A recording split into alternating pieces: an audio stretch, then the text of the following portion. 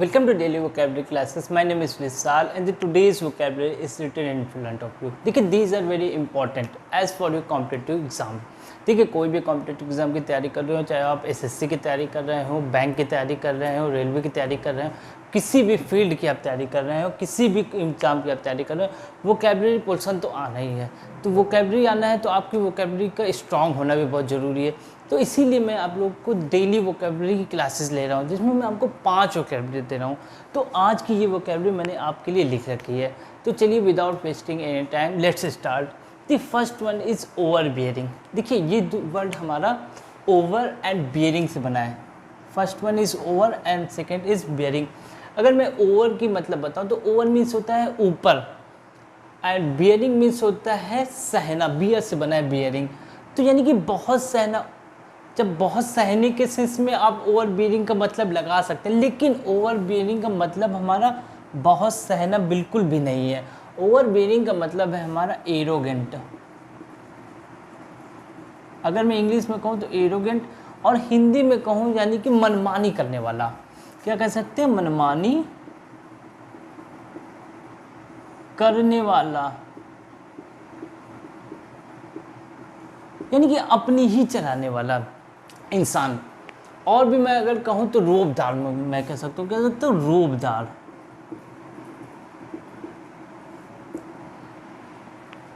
अब अगर मैं इसको सेंटेंस में यूज करना चाहूँ तो क्या होता है कि कुछ लोग बहुत मनमानी करते हैं, अपनी ही चलाते रहते हैं। तो घर में भी ऐसे कुछ लोग होते हैं। तो अगर मैं सेंटेंस में कहूँ he had to deal with his overbearing father, उसे अपने ओवर बियरिंग फादर को सहन करना पड़ा। तो इस तरीके के सेंटेंस जब भी आएंगे, जब भी ओवर बियरिंग आएगा, तो आपको उसका मतलब समझ लेना है कि मनमानी करने वाला या रोबदार, जो अपनी ही चलाए।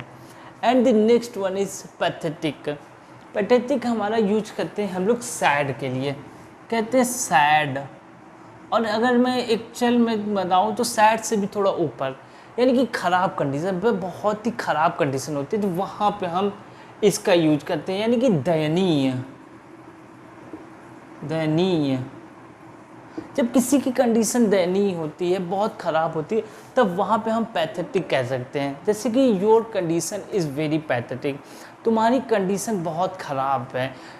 तो दुखी के सेंस में भी हम पैथेटिक का यूज करेंगे। You are looking very pathetic, तुम बहुत दयनीय दिख रहे हो। तो इस सब सेंस में हम पैथेटिक का यूज करेंगे, मतलब का इसका हुआ हमारा। And the next one is Panacea.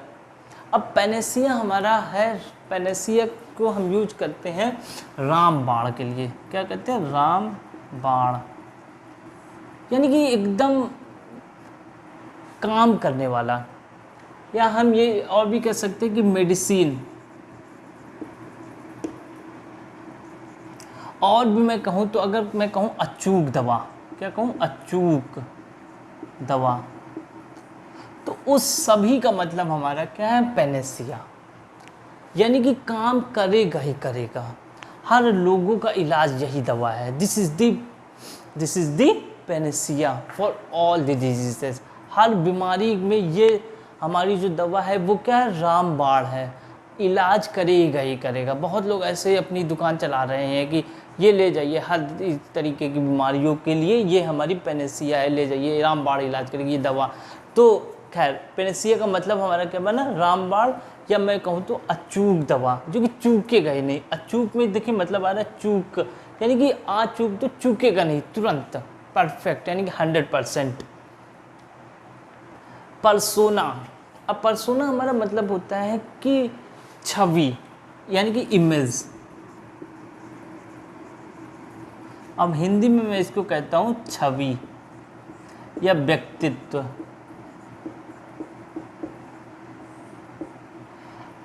अब जैसे कि कुछ लोगों में किसी की छवि होती है, या अगर मैं देखूं तो सचिन के जैसे बहुत लोग खेलते हैं मैच, यानी कि उनके अंदर सचिन की क्या है? छवि है।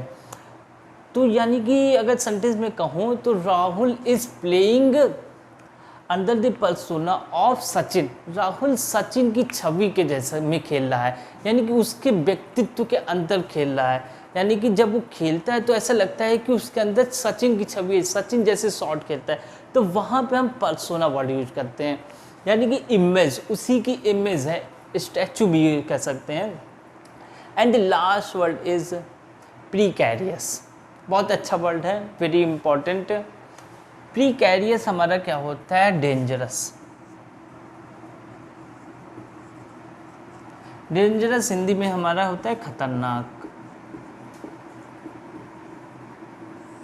अच्छा, आजकल सभी को पता है कि बिना मास्क पहने बाहर जाना क्या है, बहुत ही खतरनाक है। क्यों? क्योंकि कोविड-19 फैला हुआ है सब जगह।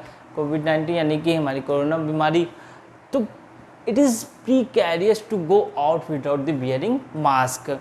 या हम ये भी कह सकते हैं कि it is very precarious to go out, बाहर जाना या बिना मास्क के बाहर जाना, आजकल दोनों ही खतरनाक है। बाहर ना ही जाओ तो अच्छा, घर ही पे रहो, सेफ्टी रहेगी।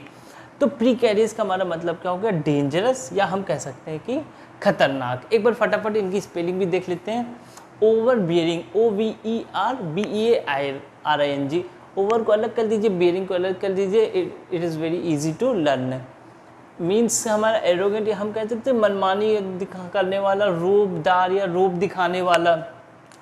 पैथेटिक, पैथेटिक यानी कि सैड, दयनीय, बहुत जब कंडीशन वेरी ख़राब होती है तो वहाँ पे हम पैथेटिक का यूज करते हैं। PATHETIC, pathetic. Panacea, PANACEA, Panacea यानी कि रामबाण, यानी कि अचूक दवा। परसोना, PERSONA, परसोना यानी कि इमेज, छवि, व्यक्तित्व।